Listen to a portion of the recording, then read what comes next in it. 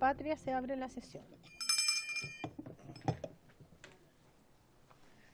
La diputada Tello me va a reemplazar un minuto. No, voy y vuelvo. Ya. Diputada, hay que empezar a leer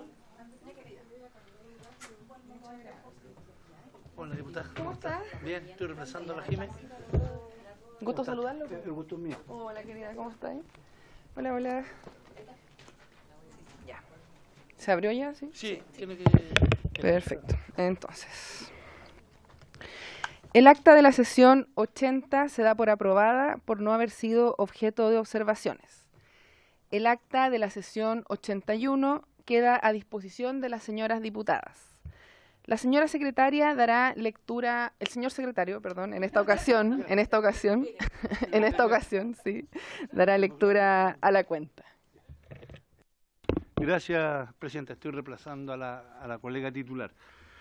Se da cuenta de los siguientes documentos. Oficio de la Secretaría General de la Cámara, por el cual comunica que la Cámara no accedió a la solicitud para remitir a esta comisión para su estudio, votación e informe de los siguientes proyectos. Del proyecto de ley que modifica diversos cuerpos legales para sancionar el acoso sexual en los sectores de la administración del Estado, que indica e imponer a las municipalidades la obligación de contar con protocolos internos para la prevención y sanción del acoso sexual, boletín 14.458-06, actualmente radicado en la Comisión de Gobierno Interior.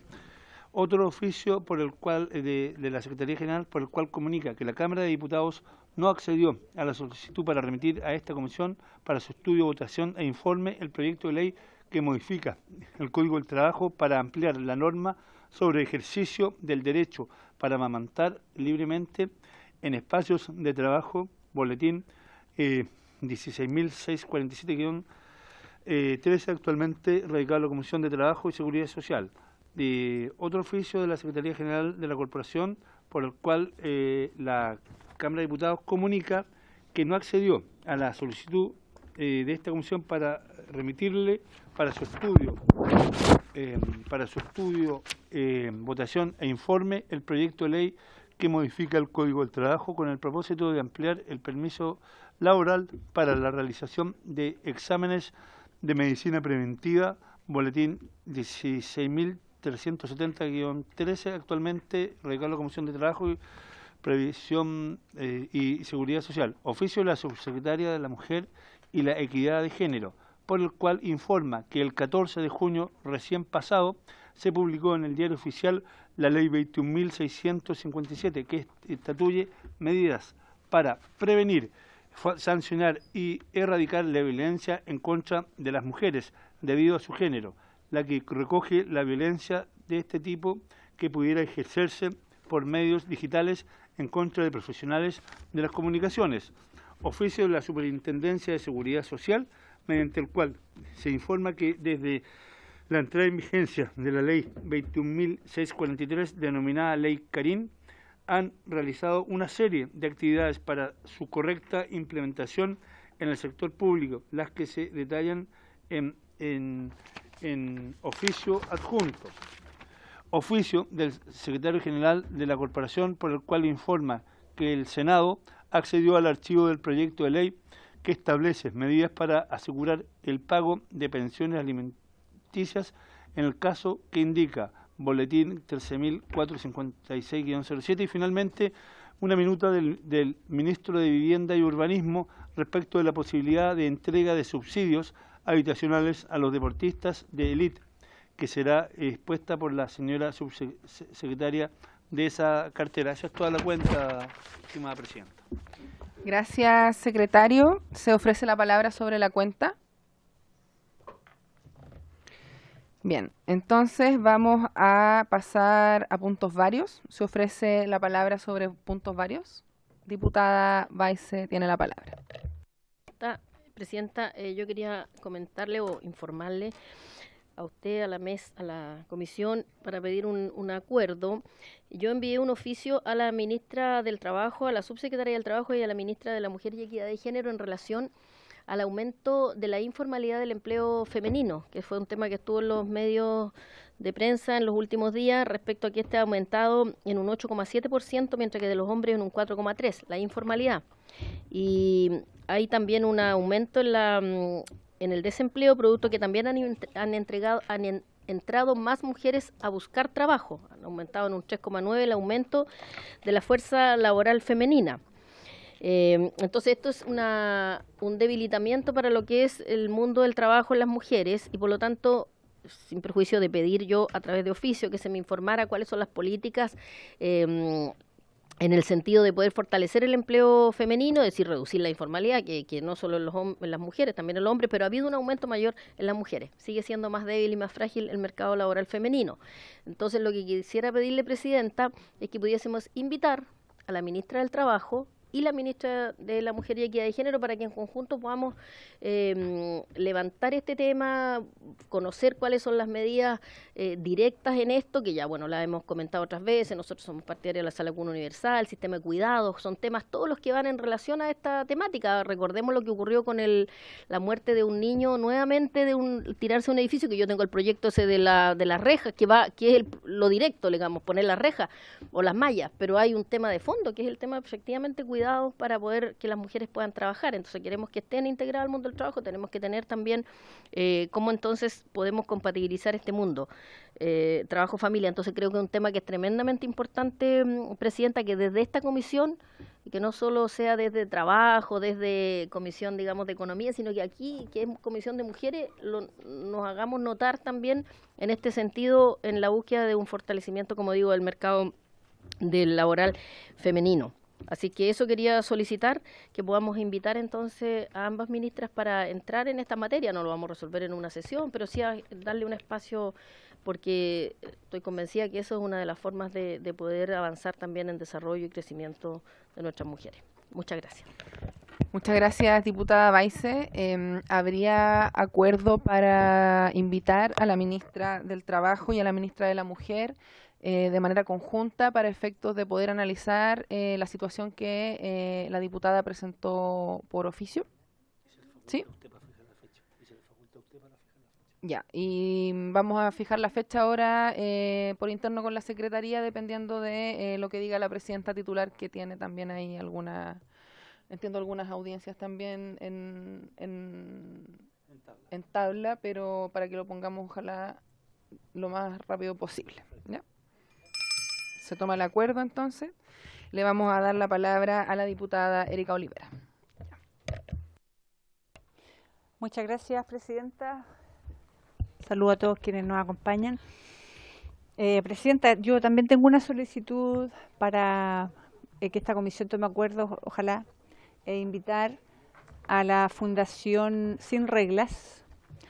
Yo me reuní hace unos días con ellas y la Fundación Sin Reglas en el fondo levanta un tema que es súper invisible, que trata de la menopausia. Y de hecho le acabo de mandar al grupo de la comisión un proyecto de ley que hemos levantado. Uno primero, que es reconocer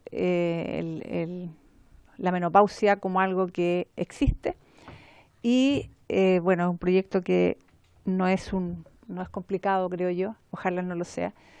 Pero en el fondo es visibilizar y poner en la mesa también un tema que hoy día afecta a muchas mujeres, y la información que existe también es muy poca. Por lo tanto, yo le solicito también colocarle fecha para la invitación ojalá próximo, que no sea a un largo plazo, para que ellas vengan a exponer sobre este tema que han venido levantando desde hace mucho tiempo. Eso, Presidenta. Muchas gracias. Muchas gracias, diputada Olivera. La verdad es que a mí, particularmente en el último tiempo, varias mujeres me han estado conversando sobre este tema y un poco también evidenciando la falta de este tema en la discusión pública. Así que yo se lo agradezco. Creo que es una buena oportunidad de poder también conocer esta realidad también invisibilizada. Lo sabemos, y qué bueno que se toque. Así que yo por lo menos estoy de acuerdo con invitarlas. Y ¿habría acuerdo del resto de las diputadas de la comisión? Perfecto. Y lo mismo con el tema de la fecha, secretario, para que lo podamos agendar también a la brevedad. Viene la diputada Morales y a continuación la diputada Castillo. Gracias, Presidenta. Presidenta, me gustaría poder solicitar al Ministerio de Salud cuántos han sido los ingresos de lo que va en el año 2024 a urgencias médicas por violencia intrafamiliar. ¿Y por qué quiero hacerle mención de esto?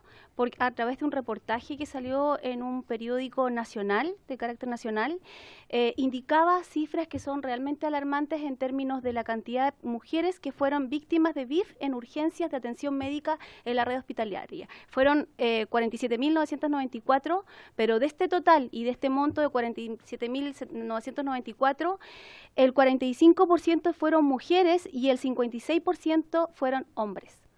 Entonces me gustaría solicitar, Presidenta, de lo que va del año 2024, cuál es esa información y evidentemente que para poder no tan solo ver las cifras que son alarmantes en términos de la atención de personas a urgencia de violencia intrafamiliar, sino que también cómo va cambiando hoy día, que también los hombres denuncian mucho más. Eso, Presidenta. Gracias, diputada Morales. Bueno, habría que acordar también acá el enviar el oficio al Ministerio de Salud para que pueda dar cuenta de esta situación que, según los datos que nos otorga acá la diputada Morales, son realmente alarmantes. Creo que es muy urgente que podamos contar con esta información, así que si habría acuerdo de la comisión para que oficiemos al Ministerio, ¿sí? Una vez que nos llegue la información, vemos qué otras acciones podemos hacer en la lógica de lo que usted plantea, diputada Morales. Ahora le toca la palabra a la diputada Natalie Castillo. Gracias, Presidenta. Aprovechando, ¿cierto?, la solicitud de la diputada, que sean con celeridad también la entrega de los oficios. Creo que hemos tenido un retraso en todas las comisiones respecto de que el Estado, el Ejecutivo, nos entregue los oficios a bien de tener la información con la mayor rapidez, a propósito de que estos son súper importantes también para poder tomar acciones y medidas, no solamente para subsanar, sino también para prevenir diversos tipos de cuestiones, no solamente en la Comisión de Género, sino que en diversas comisiones. Eso es un paréntesis. Bueno, en relación a los varios, durante esta mañana, Presidenta, estuvimos con la Corporación Humana y la Organización Migrantas. Ellas están bastante atentas al proyecto de ley que modifica la Ley de Migración y Extranjería, la 21.325, que se está tramitando en este momento en Gobierno Interior, y que, bueno, a propósito de las fechas y una eventual audiencia que yo vengo a solicitar, y entiendo varias diputadas también se han reunido con ellas durante esta mañana, es para ver la situación de mujeres migrantes en Chile, a propósito de esta ley, de esta modificación o reforma. Habla principalmente del principio de no discriminación y el derecho a la vida libre de violencia de mujeres migrantes de acuerdo a las obligaciones internacionales, barreras de protección a mujeres víctimas de trata de personas y tráfico migrantes, barreras para la protección de mujeres migrantes víctimas de violencia de género, protección para mujeres migrantes embarazadas, laboral, salarial, las brechas que evidentemente enfrentan, como todas las mujeres, pero evidentemente hay una brecha mayor, entendiendo la condición migrante, vulnerabilidad también de las mujeres migrantes respecto del crimen organizado y también la situación de los cuidados. Son elementos que, si bien lo está tratando Comisión de Gobierno Interior, y por ahí está la reforma de esta ley, yo creo que es necesario que ellas puedan tener un espacio, Presidenta, en esta comisión. Quizá usted maneja mucho mejor las fechas de cuándo podría comenzar la tramitación o ya cierre del debate. Sin embargo, creo que es muy importante poder tener esto a propósito de la última sesión de esta comisión que plantea la transversalidad de las políticas públicas y los proyectos de ley que tengan el componente de género, y este efectivamente tiene uno o dos en este caso en materia de derechos humanos, el tema de género por una parte, pero también el tema de la migración. Entonces yo lo dejo para que podamos buscar una fecha y que ellas puedan, en un espacio más seguro, entiendo, puedan dar a conocer cuáles son sus apreciaciones de la ley 21.325 y la modificación que está avanzando el Gobierno Interior. Y en un punto número 2, Presidenta, aprovecho también de saludar, acá se encuentra Prender con Alas, una sociedad, miembro de la sociedad civil, Vanessa Hermosilla solicitó hace algún momento, ¿cierto?, poder estar también a propósito de lo que está sucediendo en servicios que ven otras comisiones también, pero yo entiendo que esta cuestión es bastante transversal también cuando hablamos de niños, niñas y adolescentes, de los sistemas de protección, tanto el sistema de protección, servicio de protección a la niñez, como también los de inserción ex-Sename. Tenemos hoy por hoy una comisión especial investigadora que tiene la diputada Musante, una sesión especial que hemos levantado también desde nuestro equipo. Ambas no han llegado a fin, de hecho han fracasado, porque no tenemos las firmas de los diputados y las diputadas para poder problematizar esta situación, que es un tema nacional. Y lamentablemente no están las firmas de lo mínimo que se requiere para poder al menos instalarlo en el debate público. ¿Ya? Entonces creo que es muy importante que estas personas que están acá presentes, aprovecho a saludarlas, y me han solicitado poder estar también en esta comisión para cuando lo tome bien la presidenta poder verlo también en la Comisión de Mujeres y Equidad de Género, entendiendo también lo grave, lo complejo y lo que es la cuestión compleja, crítica, diría yo, a esta altura sobre los cuidados de los niños y niñas a cargo del Estado. Gracias, presidenta. Gracias, diputada. Sí, efectivamente nos hemos reunido también con corporaciones humanas, con migrantas. Estuvimos también la semana pasada con la Organización de Mujeres Afrodiaspóricas y Mujeres Negras de la región de Coquimbo, donde pudimos comentarle algunos aspectos justamente que usted menciona, que se nos hicieron presentes y que afortunadamente tenemos plazo para presentar indicaciones hasta el próximo lunes, y creo que sería muy importante poder tener también, no creo que alcancemos porque obviamente estamos a miércoles, pero sin perjuicio de aquello, me parece que es muy importante que ellas vengan y que ellas expongan acá en la Comisión de Mujeres cuál es la situación de la realidad de lo que viven ellas, y no solo ellas, sino que también sus hijos, sus hijas, menores de edad. Creo que también es un tema que tenemos que relevar. De hecho, no recuerdo si el año pasado o antepasado ya estuvo en una oportunidad exponiendo una de esas representantes acá, y pudimos trabajar algunos aspectos relacionados con la Política Nacional de Migraciones en ese minuto, y en esa oportunidad incorporar algunos puntos que eran relevantes para principalmente evitar la vulneración de derechos fundamentales que tienen obviamente todas las personas. Así que yo, por mi parte, toda la disposición, diputada, para que vengan acá, y también para que sumemos a las dirigentes de Coquimbo también, a Mary Cortés, que es quien dirige esa organización, y que también me solicitó que poder venir también a dar su visión a esta comisión. Así que si el resto de las diputadas está de acuerdo sobre el punto, ¿no? Ah, ya. Entonces tomamos el acuerdo y sí, que le llaman miscelánea de migraciones, entonces igual es como abierta desde ese punto de vista, se pueden tocar varios temas.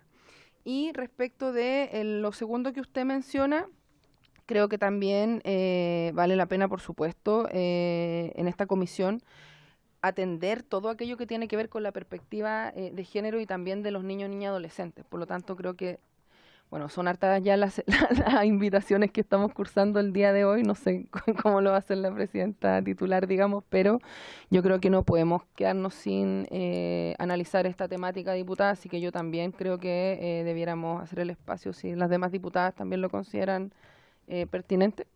Sí, perfecto. Entonces también se toma el acuerdo. Bueno, y por último, yo también voy a hacer uso de puntos varios. Voy a tratar de hacerlo cortito, pero es un compromiso. Ah, perdón, ya. Y después usted, que ya me había anotado. Voy a poner acá diputada González.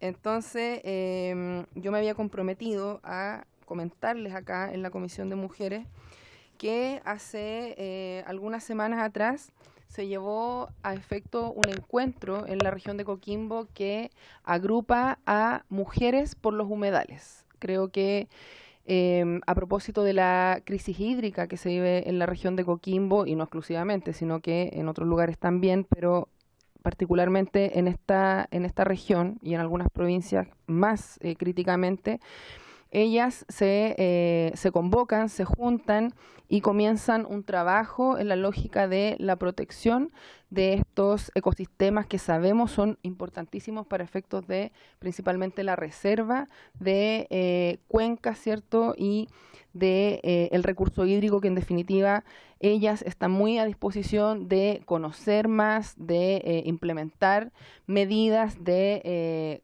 conocer más mujeres que también tengan esta misma intención y este mismo interés, y por eso querían venir acá a presentarse y para que se conociera este ejercicio y ojalá también se pudiera replicar en otras regiones del país. Así que yo también quería pedir si podemos invitar a la red de mujeres de humedales de la cuarta región de Coquimbo. ¿Sí? Gracias. Muchas gracias. Le vamos a informar ahí a las dirigentes también sobre esta invitación. Y por último, la diputada González tiene la palabra. Sí, gracias, presidenta. Yo tengo un punto varios en donde quiero que como Comisión de Mujeres y Equidad de Género podamos mandar un saludo y un reconocimiento a la Corporación de Mujeres Futbolistas de Rancagua. Ellas están próximas a representar a Chile en la Copa Gotia, uno de los torneos juveniles más importantes del mundo. Esto se va a realizar en Suecia y este torneo viene del 1975 y Chile es primera vez que tiene representación en este torneo y además es primera vez que se invita a fútbol femenino. Entonces es un gran orgullo también para nuestra región de O'Higgins y por supuesto el esfuerzo que ha hecho la Corporación de Mujeres Futbolistas, ya que como hemos visto el fútbol femenino le cuesta mucho insertarse en el circuito deportivo y hoy día son 10 chicas que van a competir, que están entre las edades de 9 y 11 años, así es que quiero, Presidenta, que podamos tomar el acuerdo de darle un reconocimiento y muchas felicitaciones desde la Comisión de Equidad de Género, pero también no puedo dejar de mencionar también lo difícil que ha sido para la corporación poder buscar apoyos y recursos y también distintos implementos para desarrollar su labor como corporación de fútbol femenino, en donde ellos trabajan con chicas que tienen perspectiva para ser futbolistas profesionales. Y por otro lado también una realidad que también la diputada Erika ha traído también a la comisión, de cómo la labor de cuidados no es reconocida en los distintos estamentos deportivos y en este caso como son menores y son también muy chiquititas, las madres han pedido acompañar a sus hijas en el torneo porque es un viaje largo, distintas cosas, pero no han tenido tampoco recursos porque ninguno de los programas considera la labor de cuidado o el acompañamiento de las madres para las jugadoras. Así es que poner esos dos temas, Presidenta, y también que les podamos, como digo, felicitar y dar nuestro respaldo desde la Comisión de Mujeres. Muchas gracias. Muchas gracias, diputada. De acuerdo con otorgar un reconocimiento, ahora ¿en qué formato sería ese reconocimiento? ¿O usted tiene más o menos una idea de cómo? Sí, le puedo dejar los datos a la secretaria y le hacemos llegar sí. Perfecto. Entonces, acordamos enviar un reconocimiento a las destacadas deportistas, mujeres futbolistas. Y lo segundo era... ¿Eso solamente? No, eso era lo único que básicamente poner que el tema de cuidado no está inserto en ningún programa de apoyo deportivo. Eso, Presidenta, pero para poder tomarlo a lo mejor, ¿o no? futuro. ¿No? Podemos oficiar tal vez al Ministerio del Deporte, sí, si es que está considerando incluir política, alguna política. ¿Cierto? Aprovechando. IND. ¿Sí? ¿Sí? ¿Al Ministerio del Deporte? ¿Cuál sería el tenor de los asuntos, perdón? Y al IND. Ambos. Bien. Súper. ¿El tenor del oficio cuál sería en concreto? ¿Qué políticas de cuidados están incorporando en materias de, digamos, en los distintos del programas de las distintas disciplinas deportivas, ¿cierto? Desarrollo deportivo, claro. Bien. ¿Se acuerda entonces? ¿Alguien más quiere hacer uso de puntos varios? Bien. Entonces, vamos a pasar a la orden del día. Esta sesión tiene por objeto Primero, analizar las medidas o políticas públicas que se implementarán con el objeto de resolver las problemáticas asociadas al acceso a subsidios habitacionales por parte de los deportistas del país. Vamos a seguir ahí en la línea deportiva.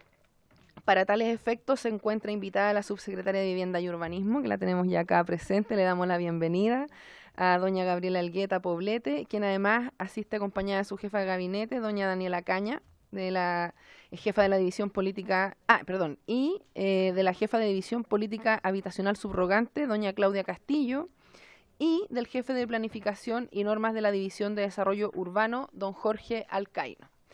Así que, sin más, subsecretaria, le damos la bienvenida y tiene la palabra.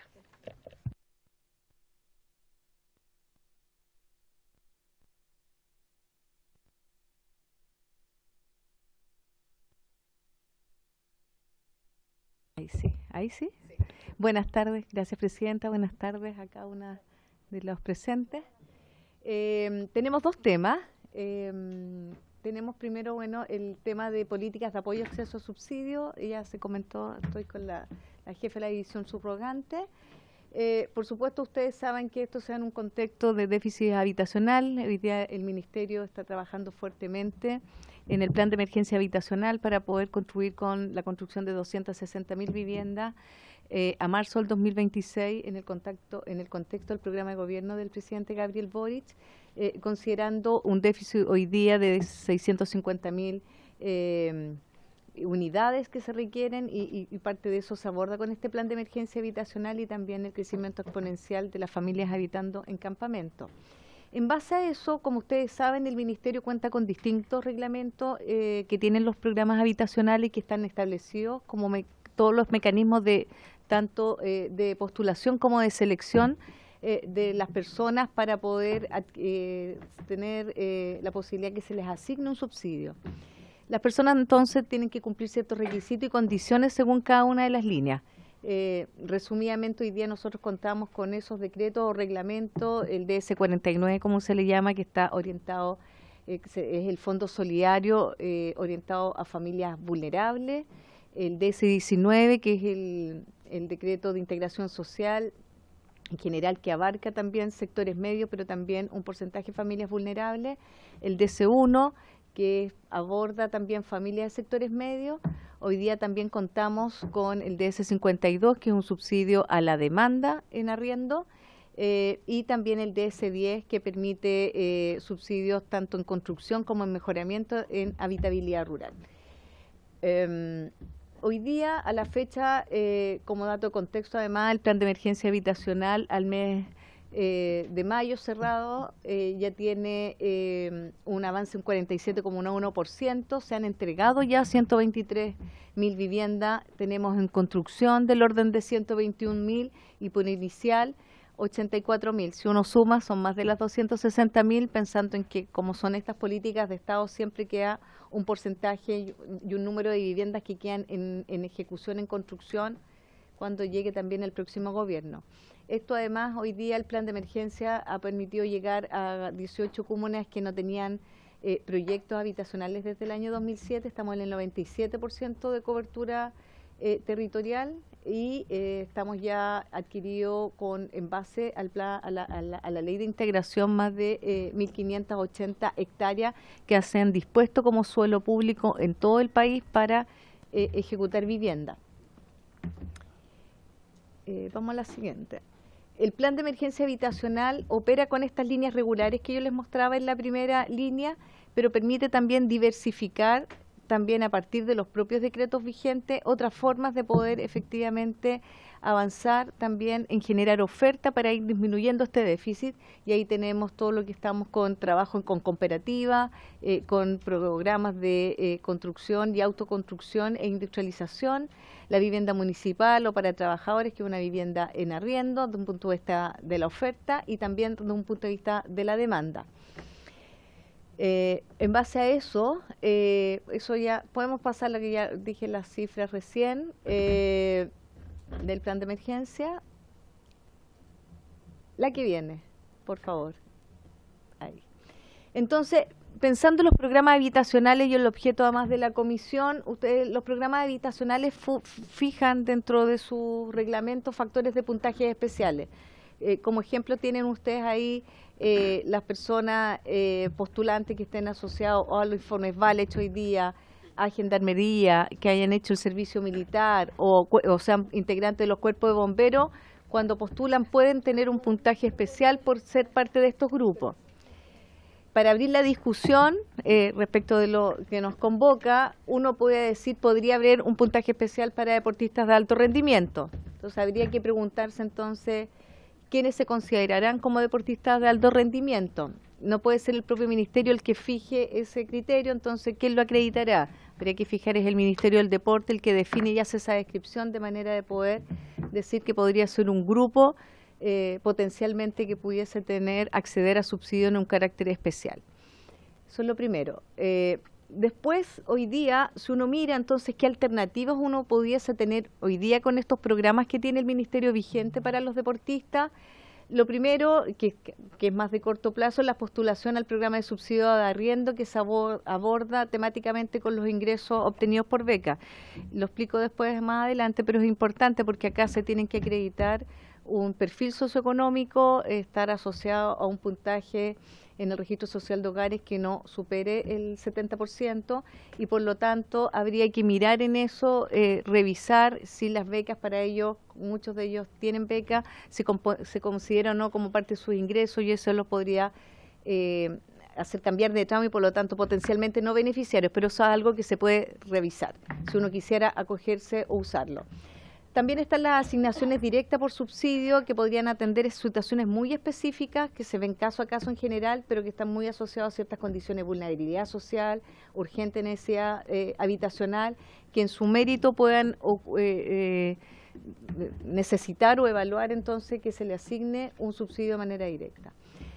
Por otra parte está el otorgamiento de puntaje adicional, como veíamos los grupos que nosotros hoy día ya los tenemos identificados para los programas cuando se hacen los llamados regulares de los programas habitacionales, que se cumplen ciertos requisitos como el ahorro, el tema de un porcentaje de vulnerabilidad asociado siempre o certificado a través del registro social de hogares, presentar en el caso del DC1 que es para sectores medios que requiere por lo tanto un crédito hipotecario preaprobado. Entonces, si uno quisiera ponerle un puntaje adicional, significa que el Ministerio debiera hacer entonces una modificación a los instrumentos, a los reglamentos que ya están vigentes y poder entonces entrar en las postulaciones regulares. También podría ser gestionar la incorporación de viviendas específicas en proyectos de integración social. Los proyectos de integración social son los de 10-19 y uno pudiese decir, mira, en cada uno de los 10-19 o en alguno, uno pudiese dejar uno de los porcentajes o uno de las unidades destinadas para deportistas. Eso también requiere modificación, pero eso es otra forma que uno pudiese incorporarlo en los programas vigentes.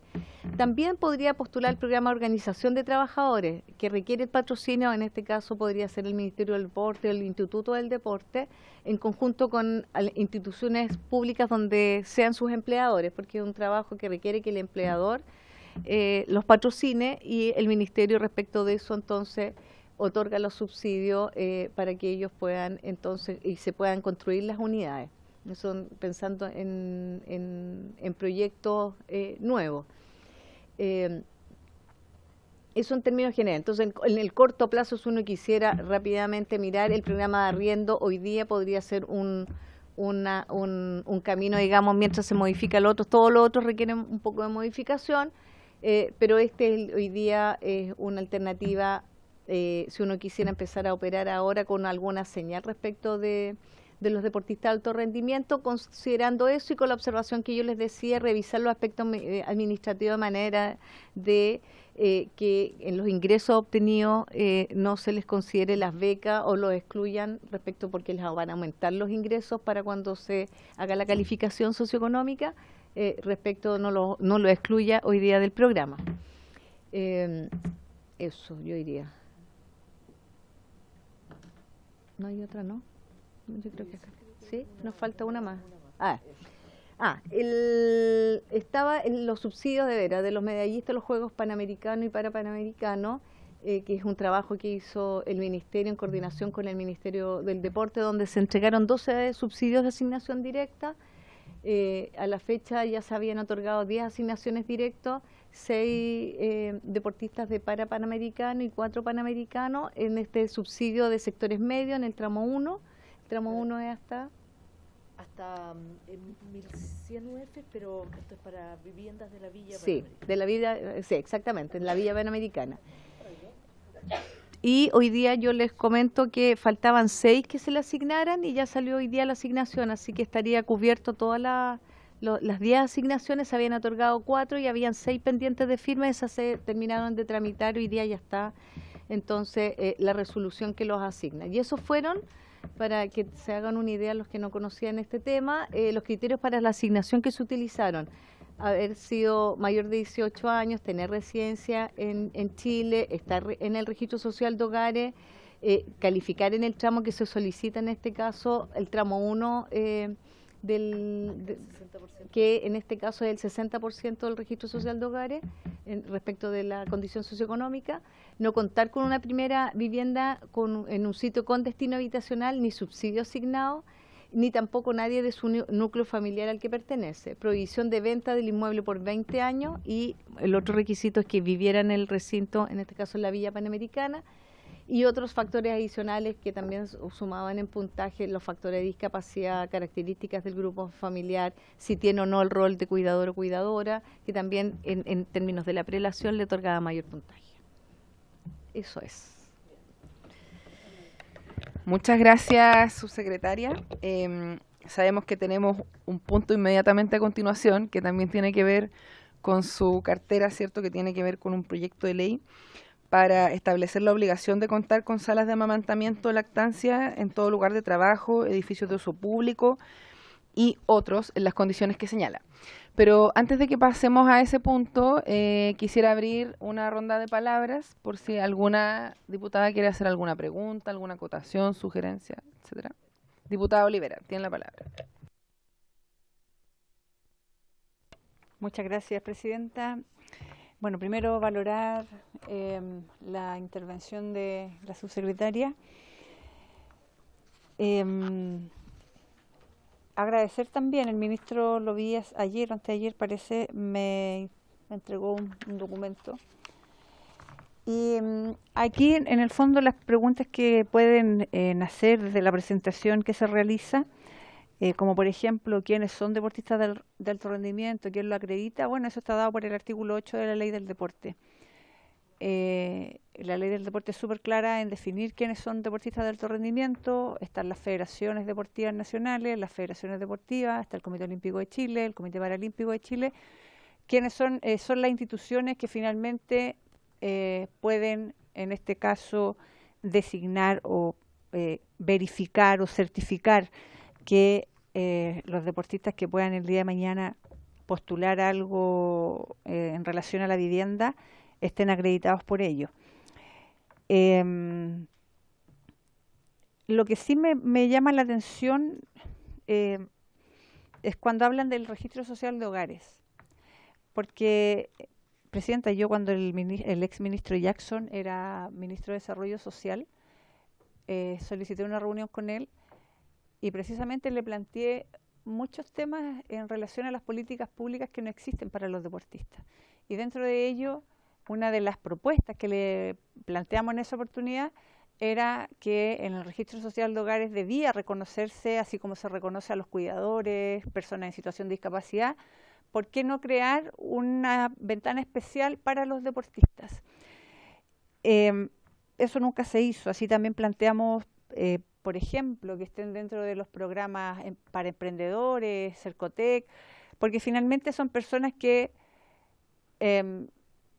realizan una actividad, y que ahí lo voy a enlazar con algo que dijo la subsecretaria cuando habla del programa para organizaciones de trabajadores. Bueno, es difícil porque los deportistas en este país no son reconocidos como trabajadores. Entonces, la única forma que ellos tienen para acreditar, y que valoro que hoy día quizás eso se esté tomando, es la beca Prodar, precisamente. Es lo único. No hay nada más que acredite, que ellos puedan acreditar como renta, porque es una beca, simplemente. Entonces, y a eso quiero unirlo también a lo último que dijo, que finalmente una de las condiciones que con la que se debe contar es que el deportista no haya tenido vivienda, no haya postulado ningún subsidio y que ningún integrante de su familia, eso quiero entender y tener claro, que ningún integrante de su familia tenga una vivienda.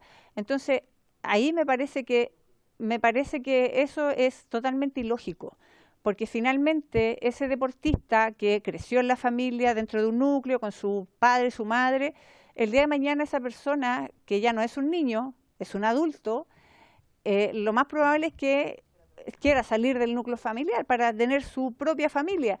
Entonces, según esa lógica, la mayoría de los deportistas, entonces, quizás si su familia tiene alguna vivienda a su nombre, no podría tener o acceder a estos beneficios. Pero es una duda que me gustaría que me la aclaren bien. Me parece súper bien lo de a corto plazo, que es postular al programa de subsidio de arriendo, porque hoy día yo lo dije en alguna sesión, no sé si aquí o en deporte, que gracias al caso de Valentina Toro, que es una excelente deportista que nos representa, número 1 del mundo, el Banco Estado se abre a una posibilidad de que ella pueda acceder a un crédito. Pero tuvo que salir en todos lados para poder lograr eso. Y respecto de los puntajes especiales, que también ahí me gustaría tener más claridad, y la pregunta es si el deportista, por ejemplo, pudiese entrar dentro de estos puntajes especiales, Informe Valech, Gendarmería, Servicio Militar, Bomberos, que a mí no me gusta comparar, a mí no me gusta eso de hacer comparaciones, pero como conozco la realidad del mundo del deporte, y que el mundo del deporte finalmente primero no es reconocido como trabajador, hoy día algunos pueden acceder a planes telefónicos, o sea, prácticamente, y lo voy a decir en una palabra bien fría, por ejemplo, ante el sistema de salud, el deportista prácticamente es un indigente. Entonces, finalmente, y valoro que este tema lo hayan tomado aquí en la Comisión de Mujeres y que el Ministerio de Vivienda también lo esté levantando y lo haya considerado, porque eso es lo que necesitamos, que se entienda el por qué uno busca que estas políticas se generen y que existan, porque el mundo del deporte existe, son personas que todos aplaudimos, que todos celebramos cuando los vemos, pero muy pocos conocemos la realidad de lo que hay antes para llegar a lograr esa medalla que muchas veces aplaudimos. Entonces, son cuestiones que me gustaría tener más claro respecto al registro social de hogares y el tema de la vivienda en relación a la familia. Eso me gustaría que si me lo pueden aclarar mucho mejor. Gracias, Presidenta. Muchas gracias, diputada Olivera. ¿Alguien más quiere hacer alguna acotación, pregunta, sugerencia? No. Entonces le damos la palabra a la subsecretaria. Respecto del registro social de hogares, efectivamente, no desconozco la conversación que se hizo con Mideso, pero no hay un tratamiento especial ahí, efectivamente, es algo que se podría explorar respecto de eso. Lo que nosotros vemos y que reconocemos ahí es que efectivamente hay que hacer un trabajo respecto de que, dado esta condición de ingresos, se le reconozca la beca como parte, si no tienes, o sea, si es solo su ingreso, eso tendríamos que revisarlo para justamente ajustar nuestros programas al tema de estos deportistas. Respecto de eso específico, no tenemos un tema especial con el registro. Claudia. Sí. Ahí está.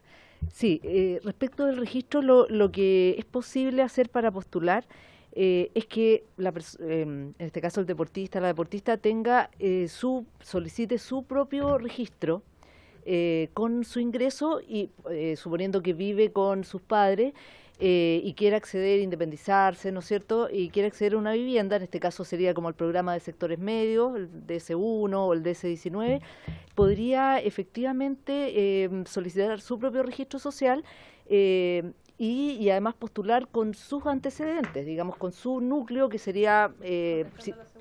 claro, que sería solamente esta persona o esta persona y su pareja, pero no incluyendo, o sea, en la postulación al MIMBU no está obligado a incluir obviamente a su familia de origen, digamos. No, él puede postular o ella puede postular con su núcleo acotado, o sea, la persona incluso en los sectores medios puede postular como unipersonal. Entonces, yo creo que va muy orientado al acceso al programa de sectores medios. Y también se compatibiliza con la posibilidad de acceso que dio el Banco Estado el año pasado. Sí, entonces es bien compatible con ese programa y en ese sentido yo lo veo que es compatible, no habría problema con el registro, pero sí tiene que tener su propio registro y su núcleo declarado para postular muy acotado. Diputada Olivera, tiene la palabra. Sí, yo le entiendo, pero, a ver, está bien, él puede hacer su propio, o ella puede hacer su propio registro social de hogares, pero ¿por qué no hacer la categoría para puntajes especiales, que esté reconocido ahí? Y lo otro es que, para que ustedes sepan, la beca PRODAR está definida por tiempos. Al deportista se le evalúa todos los años. Entonces, hay becas que duran todo el ciclo olímpico, que pueden ser los 4 años, y si ese deportista le va bien en el evento fundamental, continúa con la beca. Pero también tenemos deportistas que su beca dura solo 1 año. Entonces, si ese deportista en ese año tuvo un problema y se va fuera de la beca, porque además es un sistema que es bien perverso, pero se va para afuera, pudo haber tenido un buen resultado, pero cae en un sistema de vulnerabilidad, porque se queda sin beca y se queda sin nada. Entonces, por eso creo que en esos puntos hay que estudiarlo con mucha profundidad, que se entienda bien lo que es la beca PRODAR y cómo funciona el sistema de becas PRODAR. Porque no es algo que es permanente. Les voy a dar un ejemplo, Presidenta, discúlpeme que sea autorreferente. Estuve en el sistema de beca PRODAR durante 15 años. Por un mal resultado me voy afuera y estuve prácticamente 6-7 años fuera del sistema. Y en esos 6-7 años yo seguí compitiendo, pero tuve que valérmelas por mí sola. Y después, el hecho de haber obtenido un resultado importante me permite volver al sistema. Pero fueron 6 años en los que yo seguí compitiendo, seguí entrenando. Entonces, y hay enfermedades de por medio, hay lesiones de por medio, que esa es la parte invisible en estas cosas.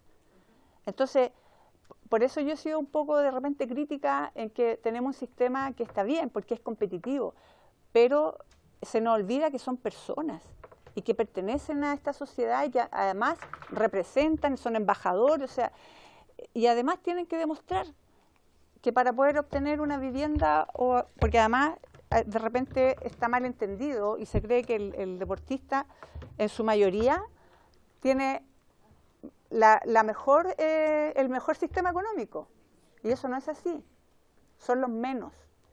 Entonces, por eso yo creo que hay que darle una vuelta y valoro nuevamente lo que nos han traído, pero yo también creo que este es un tema que se tiene que estudiar con profundidad.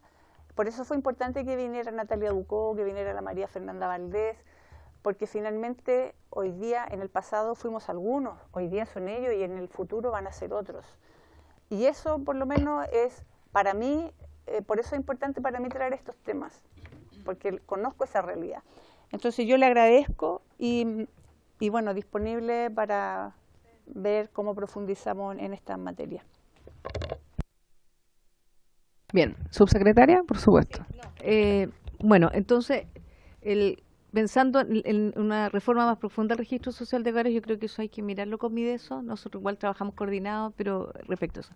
Respecto a condiciones especiales, lo podemos, como decía la jefa de la división subrogante, mirar en las condiciones y pensando además que en los requisitos, lo que explicaba usted, diputada, en los cambios en el fondo de ingreso aunque sea beca, pero pensando en el ingreso y porque eso le va a significar o no el acceso entonces a un crédito, por ejemplo, para complementar en el caso de los sectores medios. Por eso uno da las alternativas de que en el fondo la solución habitacional puede ser o en propiedad o en este caso en arriendo. Y el programa de arriendo establece estas 170 UF, que son hasta 11 UF, si es en general en todas las regiones, exceptuales de las regiones extremas, donde son hasta 3 UF, y que complementan entonces arriendo, que son las personas que no tienen los requisitos en general todavía para tener en propiedad. Entonces, eso permite también hacer esa transición a veces en términos, porque los subsidios de arriendo son hasta 5 años, se ocupan... 5 años, más o menos un monto total y que se va gastando a medida que va arrendando mensualmente. Entonces, podemos seguir trabajando nosotros en esto y ustedes ahí vemos cómo vamos siguiendo este tema. Bien, bueno, diputado Olivera, yo la verdad creo que haber traído en esa oportunidad, invitado a las deportistas que tenían el problema con sus becas, nos ha llevado por un camino que nos tiene hoy hablando de una situación que estaba totalmente invisibilizada. Conversábamos acá con la diputada Castillo, cómo llegamos acá a hablar de esto, y justamente tenía que ver por la perspectiva de género, cómo las mujeres se veían más afectadas en situaciones que ya son complejas, como lo describe la diputada Olivera, en ese caso en particular por el tema de la maternidad, pero también vemos cómo hay otros aspectos que es necesario incorporar, como era el tema de los cuidados, ¿cierto? Y también el acceso y derecho a la vivienda, y ver que efectivamente falta por avanzar.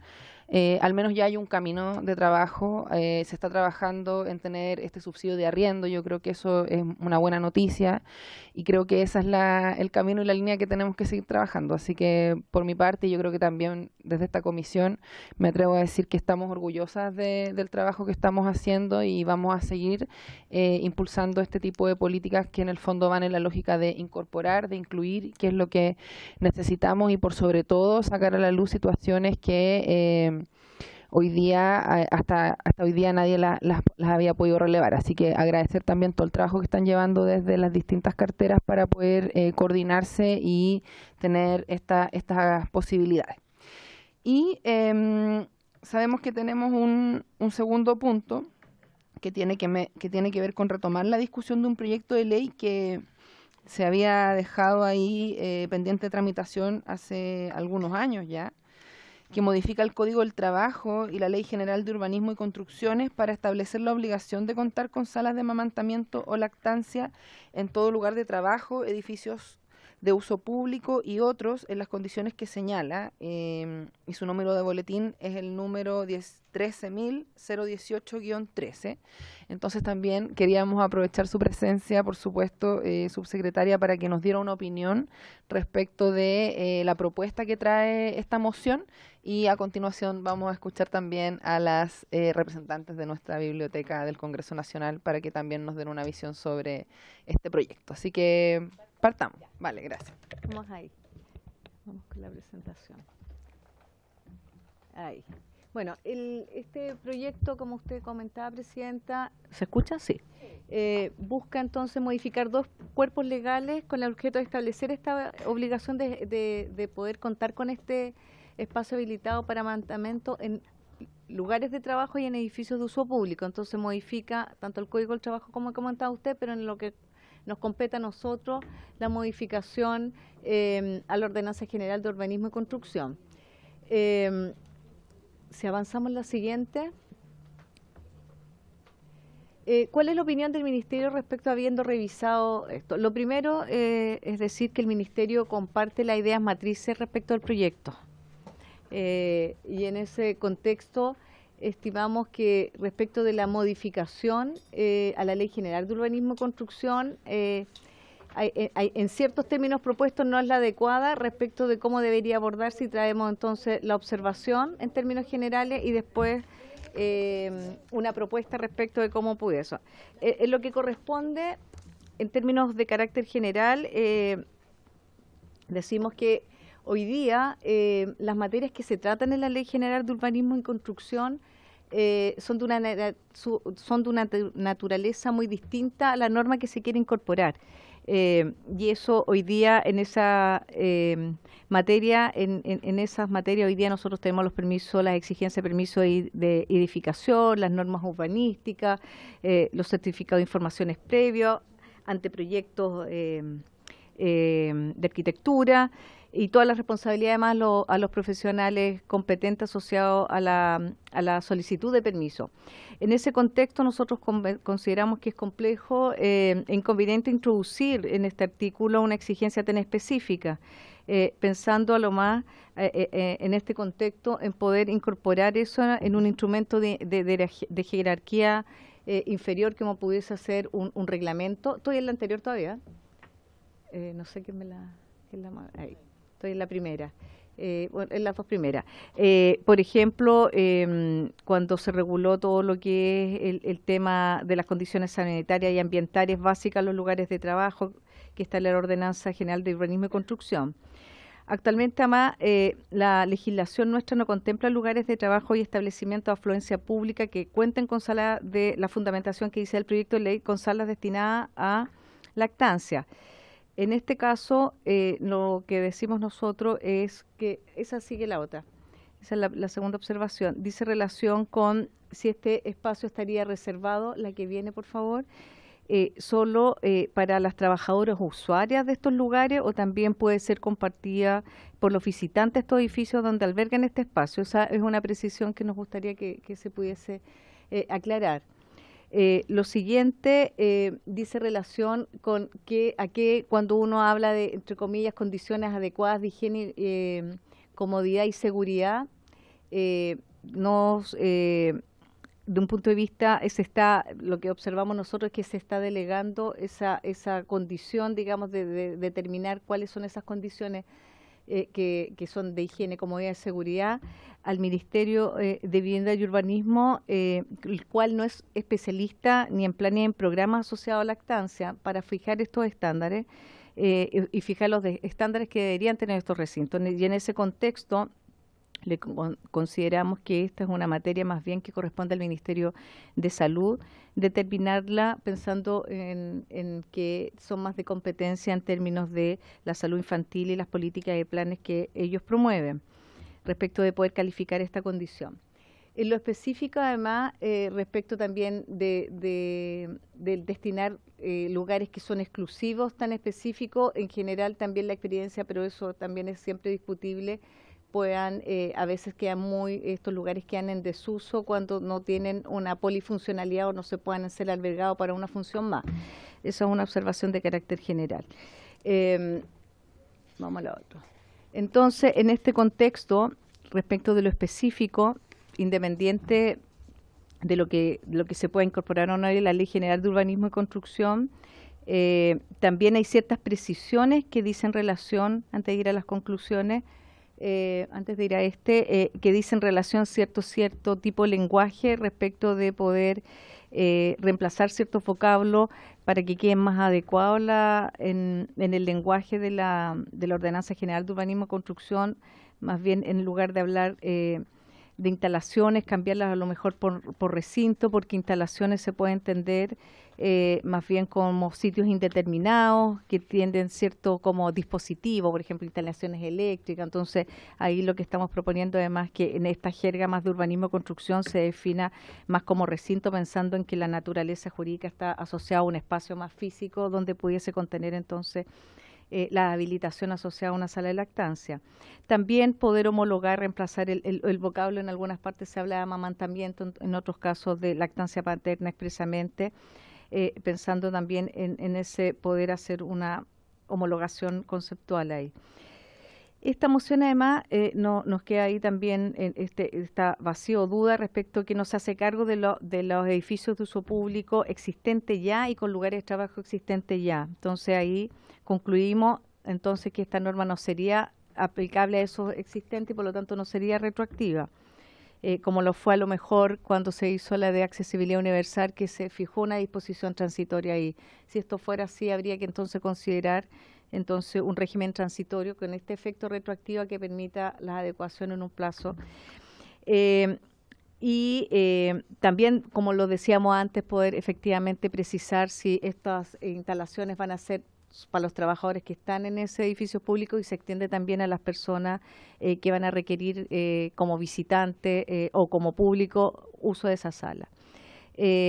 Lo otro, a propósito de la observación general que hacíamos, desde el año 2017 que el Ministerio de Salud tiene esta guía para implementar las salas de lactancia materna y entrega los parámetros respecto a cómo tienen que funcionar. En base a eso, nosotros proponemos que sea más bien el Ministerio de Salud, de acuerdo a esos lineamientos, quien fije los estándares en una resolución, que ellos señalen los estándares que debe tener entonces estos recintos, porque son más bien la entidad más especializada que se pueden pronunciar respecto de esas condiciones.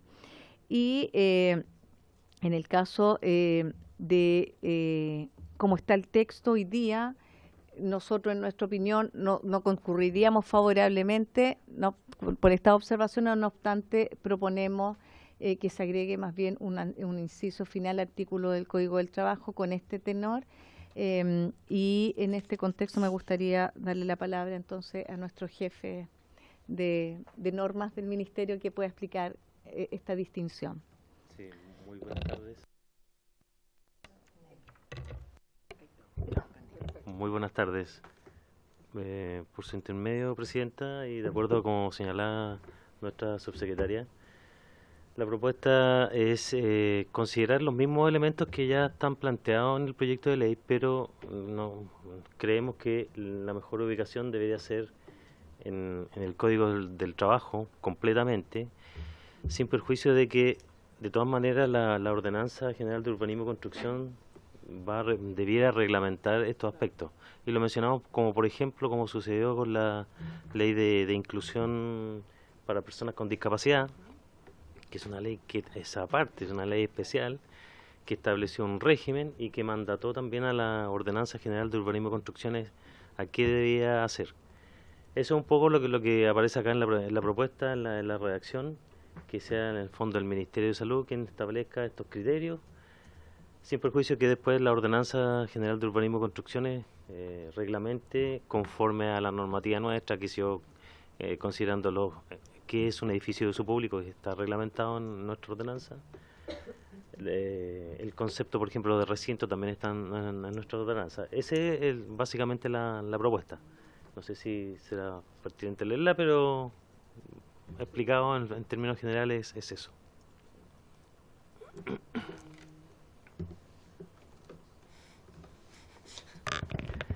¿Alguien quiere hacer uso de la palabra respecto de este punto? ¿No? Yo quiero tomar la palabra. Primero, agradecer la presentación. Creo que es importante para nosotras porque el año pasado tuvimos una experiencia similar respecto de un proyecto de ley para establecer mudadores en baños tanto de hombres como de mujeres, un poco en la misma línea de lo que estamos planteando ahora con las salas de lactancia, para que fuera, digamos, universal y pudiéramos tener la seguridad y la certeza de que iban a existir estos espacios en caso de querer mudar o en caso de querer amamantar, y en ambos casos siempre pensando en igualdad de condiciones, tanto para hombres como para mujeres, porque entendemos que una de las principales misiones de nuestra comisión tiene que ver con avanzar en materias de corresponsabilidad para que la carga social, cultural y finalmente el trabajo no se lo lleve solamente un género en relación a otro, y creo que estas medidas que intentamos plantear desde esta comisión van con esa lógica y con esa intención. Yo agradezco que se haya hecho una propuesta sugerencia, creo que eso nos también alerta respecto de lo que nos pasó con el proyecto de mudadores que les cuento, porque finalmente logramos sacarlo acá en la Cámara, bueno, acá primero en la comisión, luego en sala, no exento de, digamos, indicación, etcétera, pero finalmente esto se rechaza, la idea de legislar en el Senado, justamente por algunas de las normativas que ustedes mencionan, y creo que sería importante poder salvar esa situación, quizás dándole una vuelta a lo que ustedes nos proponen, más allá de que quizás la la opinión no sea favorable, por decirlo de cierta manera, entiendo que la idea de fondo y la idea de matriz, y que así, digamos, partió esta presentación, se comparte. Yo creo que en ese sentido es un aporte para nosotras tener esa visión, porque quizás pudiéramos trabajar una especie de indicación sustitutiva o algo que, o derechamente un proyecto de ley redactado por las distintas parlamentarias de esta comisión y que permita justamente lograr el objetivo, pero y que además sea viable, digamos, jurídicamente, según lo que ustedes nos exponen acá. Entonces, por mi parte, yo agradecer esa sugerencia y contarles también la experiencia que habíamos tenido, porque es un poco en la misma lógica de lo que ustedes nos comentan, y se mencionan además las mismas normativas que en esa oportunidad tuvimos que trabajar. Así que, nada, pues por mi parte yo agradecida. También recibimos muy bien la sugerencia, y no sé si alguien más quiere hacer alguna pregunta o comentario. No, entonces ya estaríamos liberados, ustedes al menos. Si quieren se pueden quedar, por supuesto, no hay ningún problema. Y vamos a darle la palabra acá a María Pilar Lambert para que pueda también exponer en representación de la Biblioteca del Congreso. Y les cedo la palabra. Junto a Verónica de la Maza. De La Paz, perdón. Sí. Me informan por interno. Me fueron por interno. Sí, voy a presentar. Soy María Pilar Lamper, soy especialista en políticas públicas con enfoque de género, y estoy aquí en compañía de Verónica de la Paz, que es especialista en vivienda y desarrollo urbano. Así que juntas evaluamos este proyecto de ley, esta propuesta, y vamos a entregarle una visión que fue lo que solicitado en su oportunidad cuando realizamos el primer informe, y que esta presentación considera ese informe y las actualizaciones que a este momento encontramos tanto en la legislación extranjera como en las distintas medidas que presentamos en ese momento en el informe. Así que yo tengo el problema aquí. Ahí está. Ya. Lo primero que queremos especificar es que el boletín 13.018-3 tiene en su título que el proyecto de ley modifica diversos cuerpos legales para establecer la obligatoriedad de contar con salas de lactancia, para luego, en el articulado, proponer una modificación al Código del Trabajo, sin perjuicio de lo indicado en el artículo 203 del Código del Trabajo. Se deberá disponer de un lugar de amamantamiento que cumpla con las condiciones de higiene, comodidad y seguridad, esto mediante un nuevo inciso final en el artículo 206. Lo primero que nosotros queremos comentar es que sala de lactancia, efectivamente, y tal como lo dijo la subsecretaria, está definido ya. Está definido en una guía de implementación que hace el MinSal en relación al programa de Chile Crece Contigo.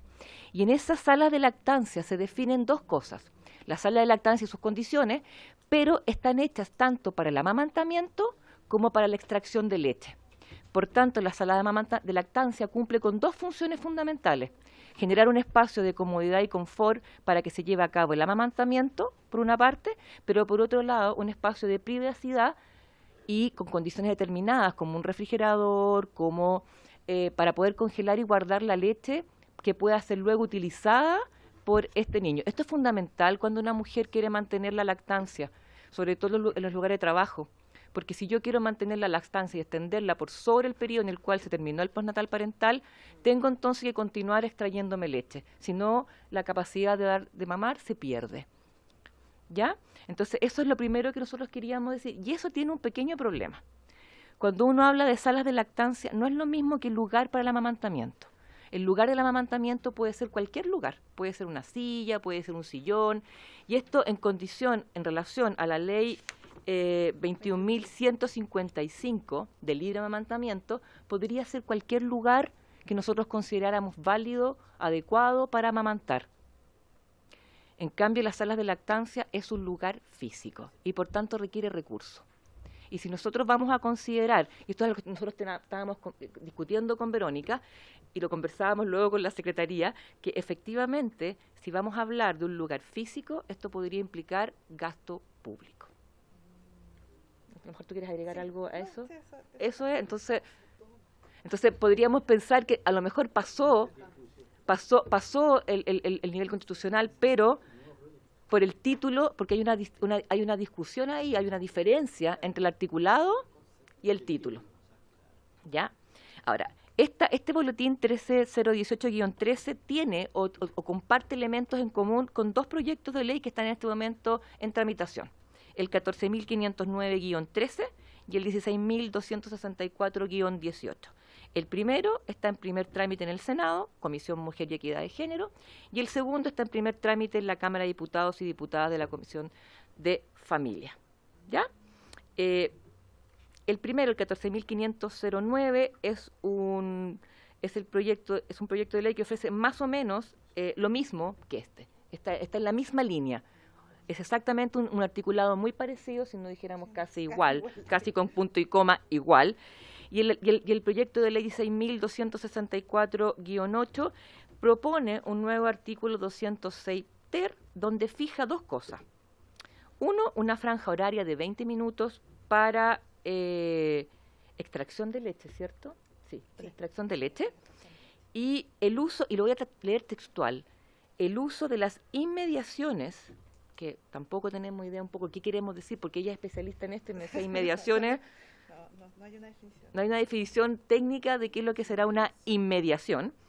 Y equipos refrigerantes existentes para el almacenamiento y de uso reservado. Esto es súper importante porque cuando uno establece una sala de lactancia donde uno va a guardar leche, la leche tiene que estar refrigerada en condiciones de exclusividad. No lo puedo poner en el refrigerador de donde ponemos la comida porque puede haber contaminación cruzada y si lo que nosotros queremos es mantener esa leche para que se la lleven a la casa y la pueda usar el niño o el bebé, no puede estar con otros alimentos. ¿Ya? Ahora, ¿qué es importante en esto? Cuando hablamos de este boletín, hay que consignar, vamos a dar ahí. Hay que consignar dos cosas, hay que consignar tres cosas. La primera es qué tan compatible es esto con la ley 21.155 que entrega el derecho a la lactancia materna y a su libre ejercicio. Esta ley tiene la particularidad de que reconoce como un valor fundamental el derecho a la lactancia materna. Esa es la primera, como un derecho de la niñez. Pero además consagra algo que es fundamental, que es garantizar el libre ejercicio de la lactancia materna y del amamantamiento libre, en cualquier lugar, sin que se le cause ni privación, ni perturbación, ni amenaza a este derecho. Eso quiere decir que una mujer que está amamantando puede en su efecto llevarlo a cabo en cualquier lugar que ella considere bueno para llevar a cabo esta acción, ¿ya?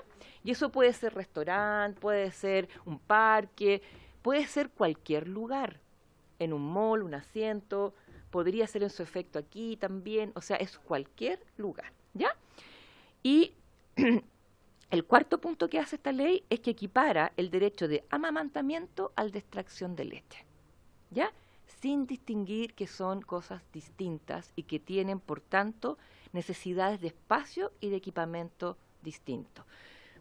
¿Por qué? Porque yo puedo amamantar en cualquier lado, yo puedo estar en un parque y perfecto, pero para sacarme la leche, para ejercer la extracción de leche, yo requiero de un aparato, a lo mejor un aparato eléctrico, necesito a lo mejor, hay unos manuales también, son más antiguos, yo soy más antiguo en esto, pero yo no sé, todavía están siquiera los manuales, pero la mayoría ahora son eléctricos, tú tienes que tener un lugar donde enchufar, sacar, y probablemente esto no es un tratamiento agradable de ver en cualquier lugar tampoco, porque uno puede tener cierta, discúlpeme la honestidad, pero el amamantamiento tiene una relación que es humana, que es la madre, pero acá hay un instrumento técnico que tiene que utilizar, entonces no es lo mismo, ¿ya? Esta ley además, como extiende los procesos de obtención de leche materna a lo mismo que el amamantamiento, produce una obligación en el artículo también 206 del Código del Trabajo, que habla de que el empleador deberá otorgar las facilidades que a la madre para que se extraiga y almacene su leche. Esto en el ámbito laboral. Y eso lo va a explicar Verónica un poco después, así que yo voy a saltarme en esto, pero les dejo ahí el téngase presente. Ya. Vamos a recordar entonces qué es lo que dice el artículo 203, porque lo mencionan, y el artículo 206, para recordarnos un poco qué es lo que estamos hablando. Cuando el articulado dice independientemente de lo que propone el artículo 203 del Código del Trabajo, lo que está proponiendo el artículo 3 es que cualquier empresa que tenga o que ocupe 20 o más trabajadoras de cualquier edad, de estado civil, deberá tener salas anexas e independientes del local de trabajo, donde las mujeres puedan dar alimento a sus hijos menores de 2 años y dejarlos mientras estén en el trabajo. Esto es fundamental. Nosotros aquí anexamos un I rojo, que no sé si se nota muy bien, se nota un poquito. ¿Por qué es fundamental? Porque estamos pensando entonces en que la mujer lleva al niño al lugar de trabajo. Y luego, por supuesto, tiene que tener algún lugar donde dejarlo. Yo no puedo tener un lugar de trabajo donde llevo al niño, pero luego tengo que andarlo cargando. ¿Y dónde dejo luego al niño? Eso es algo que el artículo no resuelve como está planteado. ¿Ya? Sí. En eso, por ejemplo, las salas curas sí tienen obligación de tener una sala de amamantamiento, porque responden a esa lógica. Dejas el niño va ahí, se amamanta, pero además tiene un lugar de cuidado posteriormente. Entonces, es para que tengan eso en la mente a propósito de esta discusión que hemos planteado entre esta distinción en la sala de amamantamiento y la sala de lactancia. Es distinta y que requiere distintas cosas y que además en el caso de la amamantamiento, el refrigerador, la silla, el enchufe. Pero en el caso del amamantamiento y el lugar de trabajo requiere luego la segunda parte, que es el cuidado. ¿Ya? Y el artículo 206, que es el bien hablado acá, porque aquí va a ir, lo que regula el artículo 206 es el derecho a amamantar. Y lo dice, bueno, el trabajador tiene que disponer de mínimo de 1 hora, que puede ser dividida en... ¿Se apagó el micrófono? Sí, ya.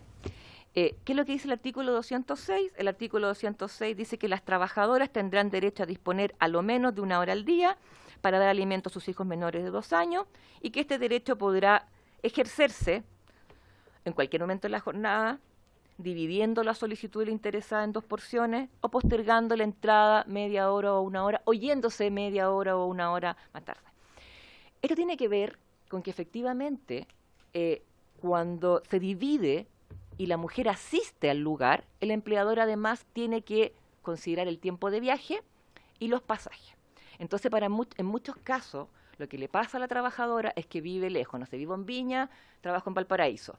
Son 1 hora para allá, 1 hora para acá. Entonces, al final, termina siendo más tiempo para allá, para acá, para allá, para acá. Entonces, el empleador definió, lleguemos a un acuerdo y 1 hora llegas más temprano y le otorgas esa hora de cuidado al niño y de estar tranquilamente amamantando antes de irte o tranquilamente amamantando cuando vuelvas. Y no estamos porque además también se genera el estrés y el amamantamiento requiere de un estado de tranquilidad que no estar lidiando con el bus, con el metro, con quien no me llevó, qué sé yo.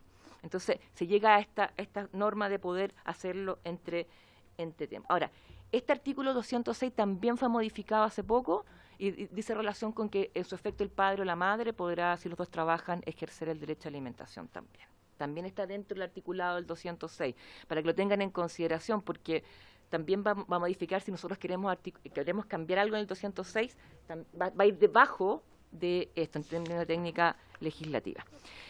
¿Cuáles son las principales observaciones que tiene respecto de la ley 21.155? Que hay una lógica aquí cuando se garantiza el libre ejercicio de la lactancia materna y yo lo puedo hacer o realizar en cualquier lado. Luego, generar una obligación para una sala en particular, que además debe ser voluntaria, genera cierto ruido. Ahora, esto está considerado en las legislaciones igual, o sea, libertad para amamantar y lugares, porque hay personas que efectivamente, hay mujeres que se sienten más cómodas en un lugar que en otro, y es una manera de llegar a esa gente que no se va a sentir cómoda, a lo mejor dando de mamar en cualquier situación o en cualquier espacio. Pero tiene el problema, la ley 21.155, que no se hace cargo muy bien o no desarrolla muy bien al igualar el amamantamiento a, entonces, la extracción de leche, no se hace cargo esa ley de cómo se va a llevar a cabo, salvo con el tema de la facilidad. Ya hablé del Código de Trabajo, ya hablé... y lo último que yo quería decir es que ninguna de las normas, por tanto, ni la 206, ni el artículo 203, ni la ley 21.155, se hace cargo de algo que es muy importante. El artículo 206 lo que define en este marco es las horas o el tiempo que va a tener la mamá para dar de mamar, pero no establece ni las horas, ni los tiempos, ni la forma en que se va a llevar a cabo la extracción de leche. Lo dicen los mismos términos del 206, pero eso quiere decir que tengo 2 medias horas, tengo 1 hora, me voy a extraer porque la extracción sí se tiene que llevar necesariamente a cabo en el lugar de trabajo. No se puede llevar a cabo 1 hora antes que yo llegue al trabajo o 1 hora después. Tengo que hacerlo durante las horas de trabajo. Luego vamos a ver cómo lo ha definido otras legislaciones. Voy a dar la pasada a mi compañera para que... Sí, en esa definición que estábamos buscando, hay un ordinario de la Inspección del Trabajo que señala que no fue posible aclarar cuál fue la intención del legislador cuando habló de las facilidades. Entonces, ¿ahí están? Ahí está. Ya. Entonces, se ha entendido que cuando se habla de facilidades se entiende como en el sentido de la tolerancia y la cooperación con esto. Y es bien decidor que hablemos de tolerancia en esto, porque es más bien dejar que ocurra, pero no hacer una acción activa porque ocurra y en las mejores condiciones.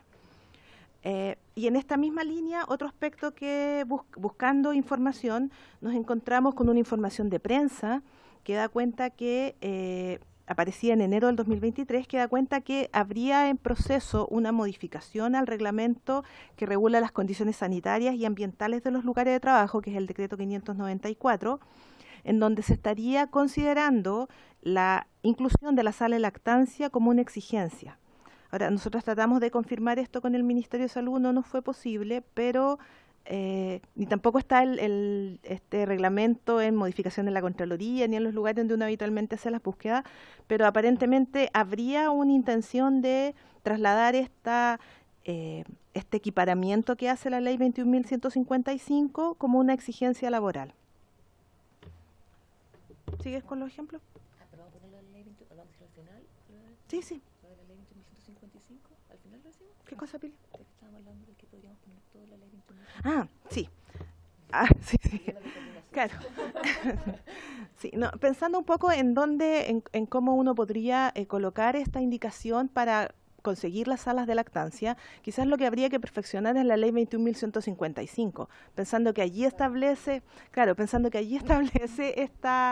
esta obligación. Si la ley ahí define, luego, claro, eso podría estar en la ordenanza o en salud desarrollado con mayor profundidad, pero ya estaría ahí establecida la obligación. Eso era. Y de esa manera podemos... El audio. Ahí sí.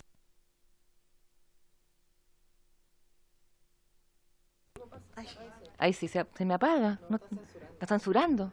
Tanta cosa. De eso se pasa, ¿verdad? De lactancia. Ya. Entonces, de esa manera se soslayan los problemas que está dando cuenta Sí, porque que no sea la ley de urbanismo, sino que sea en esta otra ley que podamos distinguir todo este apartado relativo al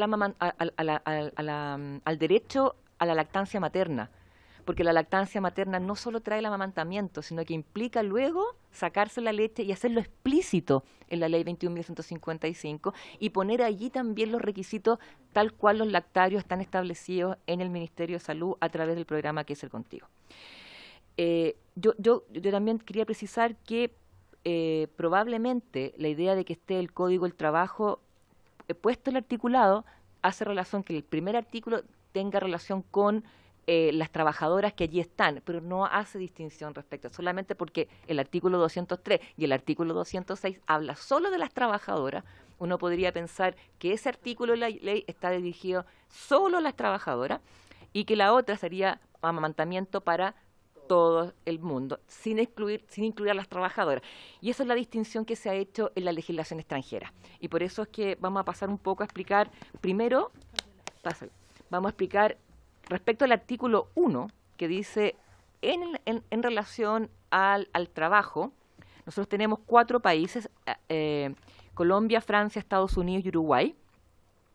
En Colombia y en Estados Unidos al igual que nosotros la legislación chilena, contempla el derecho a amamantar libremente en cualquier lugar público y privado. Sin embargo, está considerado como un caso de discriminación arbitraria hacia la madre lactando y por tanto es abordada una norma específica sobre discriminación, pero está considerado, o sea, parte de ese marco legal tanto Colombia como Estados Unidos. Las 4 legislaciones vinculan la exigencia de lactancia a la obligación en los lugares de trabajo, ¿ya? Y en el caso de Uruguay se instala también la idea en los estudiantes, o sea, tener en las universidades. Esto sería concordante, si nosotros agregáramos acá a los estudiantes, a un proyecto de ley que se encuentra en discusión en este momento, que es el 15.221-34, que se está viendo, está en segundo trámite en el Senado, que propone que los establecimientos de educación universitaria, entre otras cosas, para estimular la corresponsabilidad y la conciliación, contar con un lactario. No explica qué es lo que es un lactario. Nosotros podríamos entender, o podría ser que ellos cambiaran esto, a una sala de lactancia que sí está explicada en nuestro marco de política pública. Lactario es raro porque la sala de lactancia ya está definida. Nosotros ya tenemos una definición, la hizo el Ministerio de Salud y la utiliza el programa Chile Crece Contigo. Entonces, lactario, pero podría arreglarse a que fuera sala de lactancia, cosa que estuviéramos en la misma línea, ¿no? Ya, en específico, en Colombia, solamente en el marco de lo laboral y solamente en el marco del primer artículo que estamos en discusión, contempla un recinto específico para aquellas empresas que tienen capitales iguales o superiores a 1.500 salarios mínimos, o en su efecto, si no cumple con esto, que cuente con más de 50 empleadas. En Colombia se considera esta sala, que se llaman salas amigas de la lactancia materna en el entorno laboral, así se llama la ley, está pensada para entidades públicas y entidades privadas, y está pensada para extracción y amamantamiento en Colombia, ¿ya? Sí, extracción de leche, solamente extracción de leche y su mantención, discúlpenme. Solamente para extracción de leche y su mantención, porque está pensada para el ámbito laboral, para aquellas personas que quieren continuar con la lactancia y que sus hijos están o en salas cunas o están en sus casas. Estados Unidos y Norteamérica también lo dispone en el ámbito laboral y es consecuente entonces con la idea de que como se amamanta libremente, de nuevo, lo que yo voy a proponer en la legislación, al igual que Colombia, es la extracción de leche, proporcionar un lugar para proporcionar, porque partimos de la base que si yo puedo amamantar en cualquier lugar, lo que yo tengo que solucionar ahora no es el problema del amamantamiento, sino que el problema de la extracción de leche. Entonces, consecuente con ese marco legal, tanto en Colombia como en Estados Unidos, es la extracción de leche y su mantención, y en Estados Unidos es 1 año después de nacido el bebé. En Colombia es... no especifica por cuánto tiempo, y en el caso de Estados Unidos también es más de 50 empleados, y no se exige, esta podría ser temporal también en Estados Unidos, a diferencia de Colombia que se exige un lugar estable y permanente. En Estados Unidos se propone que podría ser de uno temporal, en circunstancias de que efectivamente estos espacios, cuando no tienes más, porque además no tienes necesariamente la cantidad de mujeres lactando en un permanente. Entonces, para no exigirle a la empresa que más recursos, que lo puede mantener en la medida de que sí tenga a al menos una mujer lactando. También lo que se ha visto en la legislación extranjera es que pueden ser varias entidades. O sea, por ejemplo, nosotros aquí en el Congreso tenemos la biblioteca, el Senado y la Cámara, y podríamos tener una sala de lactancia para toda la institución. Eso también podría ser siempre y cuando fuera de acceso fácil y expedito y no tengas que salir así como a 3 kilómetros, tomar un bus y volver, pero mientras sea expedito podría ser. El caso de Francia es distinto, porque Francia, si bien ofrece el derecho a la lactancia y a la extracción, lo hace a razón de una sala cuna con sala de amamantamiento muy parecida a la que tenemos nosotros en Chile. Y por tanto tampoco ofrece ninguna obligación en relación a la extracción, porque está pensando en una sala, igual que en la legislación chilena, una sala asociada a una sala cuna, en la cual la mamá va, da a mamar y deja a su hijo para que se lo cuide. Francia y Chile están muy a la par, ¿ya? Y el caso de Uruguay es la sala de lactancia que permite amamantar y extraer leche, también para instituciones de más de 50 o más empleados. En todas las legislaciones se ofrece un parámetro de tamaño, de condiciones de salubridad, de habitabilidad, equipamiento necesario. O sea, hay que ser súper específico respecto a qué va a tener esta sala para que luego se pueda reproducir y se pueda fiscalizar también que corresponda a determinadas condiciones. Y en todas las legislaciones se hace expresa relevancia a que no puede ser el baño. Mira, suena ridículo, pero parece ser que eso ha sido muy común. Que todo el tiempo ponga que vayan al baño, como si uno comiera esa hamburguesa del almuerzo sentada en el water. Eso no pasa. Entonces, a razón de eso, todos los legisladores han dicho, ya, pero no en el baño. Y la de Estados Unidos dice no solo no en el baño, sino que lejos del baño. O sea, para que sean más exactos. Por higiene, exactamente. Ya, ahora yo voy a terminar mi parte porque...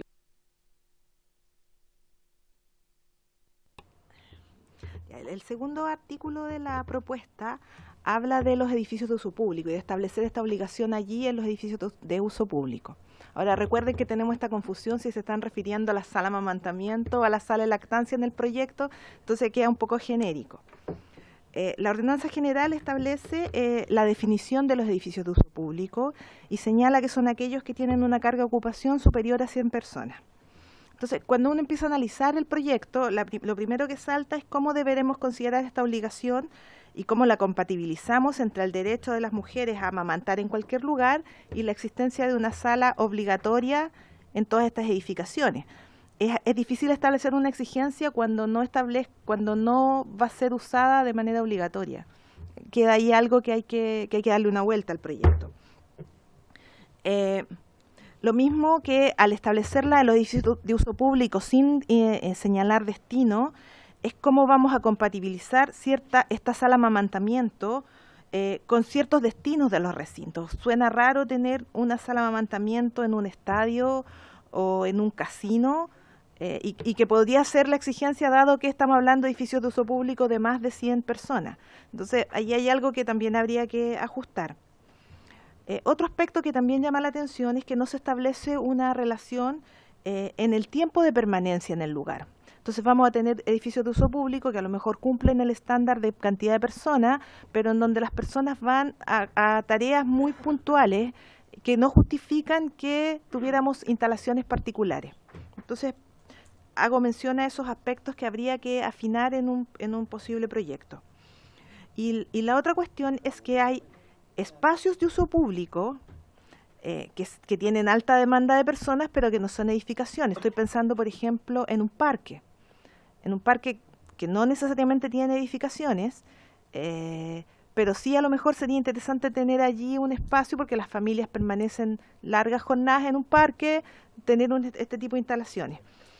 En relación al tema de la permanencia, nos hacíamos preguntas con Pilar, porque podría ser muy necesario tenerlo en un aeropuerto, en donde las personas permanecen largas cantidades de tiempo, pero en una estación de metro, en donde el viaje es un continuo, a lo mejor no sería necesario tenerlo. Entonces, por eso es importante los criterios de definición, que no necesariamente son tan genéricos como decir edificios públicos en total.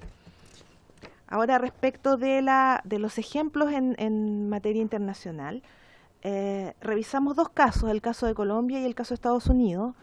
En general son de bastante reciente implementación estas normas y por tanto todavía están en procesos de ajuste. Por ejemplo, en el caso colombiano hay reglamentos que no están dictados todavía porque no se ha cumplido un año desde la norma, entonces es un proceso.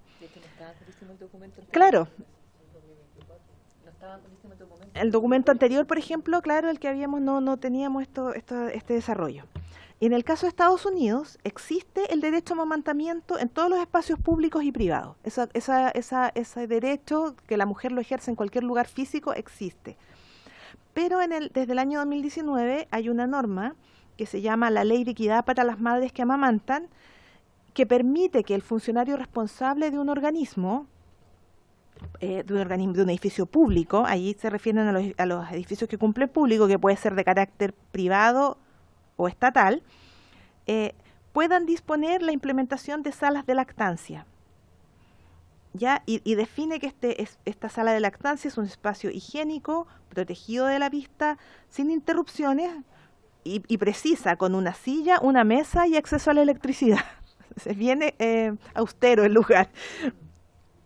Ahora, en función de esta norma, en el caso del Estado de Florida, desde enero del 2024, estableció una obligación en los tribunales de justicia.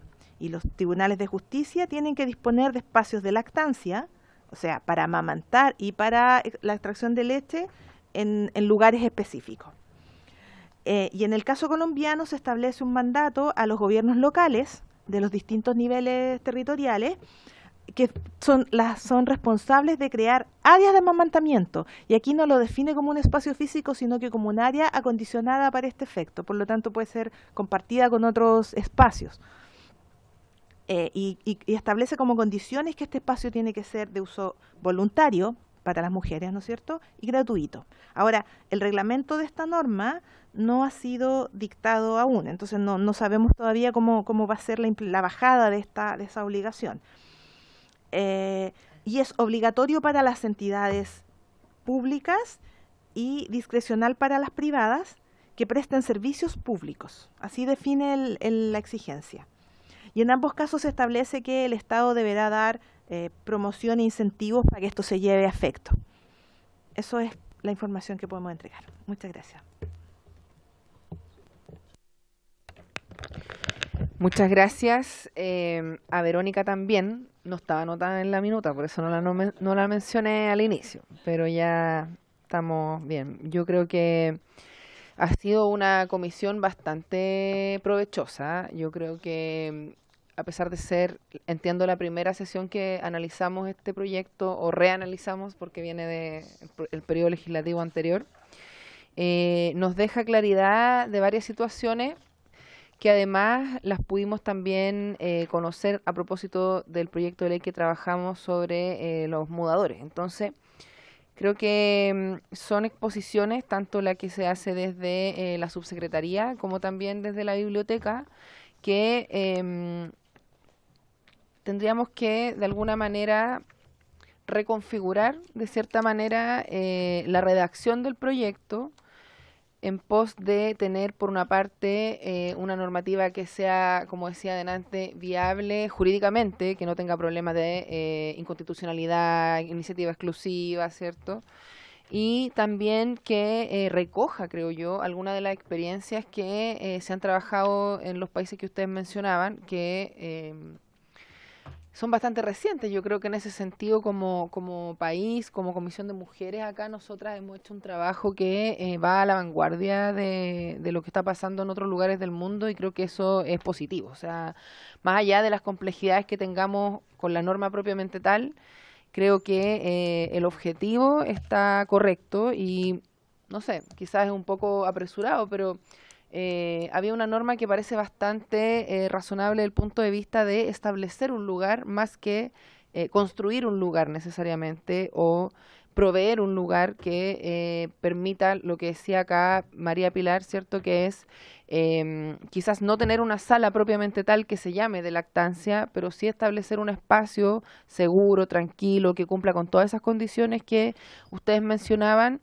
y que pueda quizás trabajarse en aquellos casos en que se necesite, porque efectivamente debe ocurrir que también hay momentos, no sé, en una empresa o en una institución o en un servicio que no hay personas que estén amamantando y por lo tanto no tendría sentido en esa lógica, como decía usted, tener un espacio vacío que no se esté utilizando y se cumpliría igualmente el objetivo de lo que estamos buscando. Entonces, yo creo que es un desafío ver cómo seguimos trabajando en lo sucesivo este proyecto.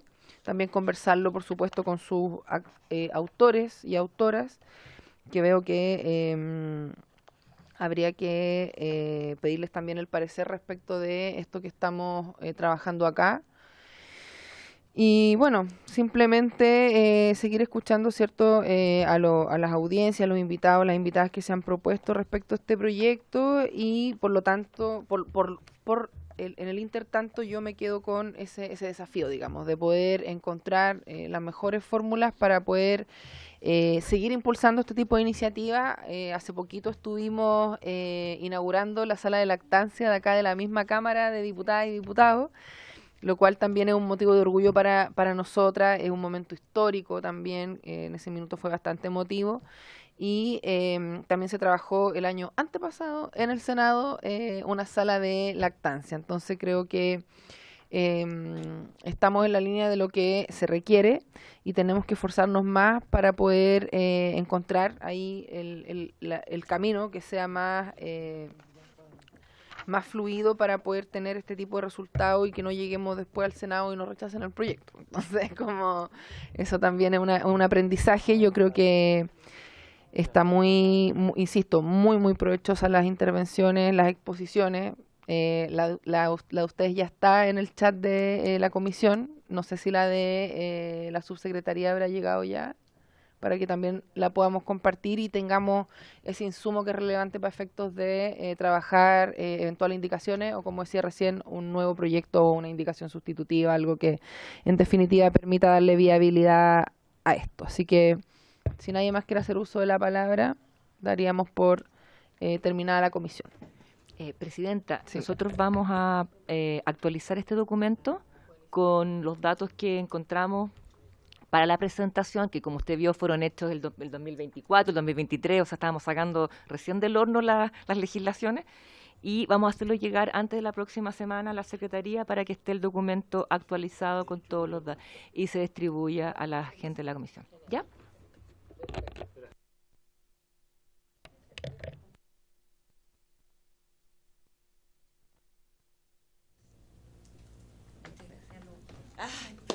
¿Este se está en materia? ¿Estamos entonces? ¿Estamos? ¿Sí? Perfecto. Por haberse cumplido el objeto de la sesión, esta se levanta.